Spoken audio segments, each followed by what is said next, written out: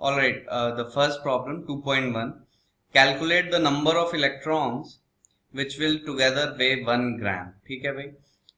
और सेकंड है calculate the mass and charge of 1 mole electrons. Pretty straightforward problems. पहले हम फर्स्ट वाला देखेंगे, calculate the number of electrons which will together weigh 1 gram.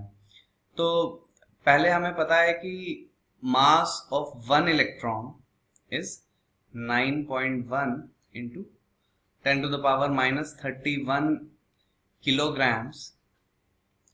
और अगर आप इसे ग्राम्स में लिखना चाहेंगे तो mass of electron is equal to 9.1 into 10 to the power minus 31, और 1 किलोग्राम में क्या है, 10 टू द पावर 3 ग्राम है, right. So mass of electron turns out to be 9.1 into 10 to the power minus 28 gram. अब next है कि मान लो कि n इलेक्ट्रॉन्स हैं, राइट. n इलेक्ट्रॉन्स हैं, एक का मास क्या है 9.1 into 10 to the power minus 28. तो n इलेक्ट्रॉन्स का मास कितना हो जाएगा, this is the mass of n electrons, but this should be equal to 1 ग्राम के इक्वल होना चाहिए. यहाँ पे देख लें कि दोनों तरफ ही जो मास है that is in grams. So you have to solve for n. If you solve for n, then n turns out to be, so it turns out to be 1.098 into 10 to the power 27. All right. The second part is calculate the mass and charge of 1 mole of electrons. तो 1 मोल electrons का मास निकालना है, ठीक है. तो 1 मोल का मतलब है 6.022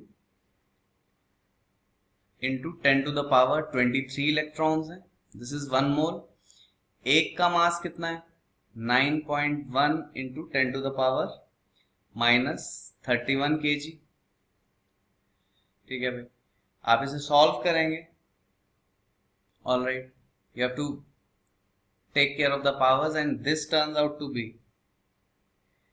5.48 into 10 to the power minus 7 kilograms.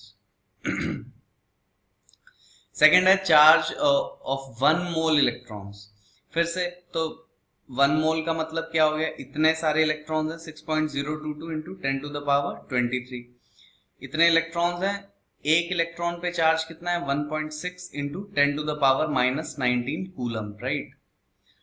तो टोटल जो चार्ज है this will turn out to be 9.65 into 10 to the power 4 coulomb. ठीक है, so this is the answer.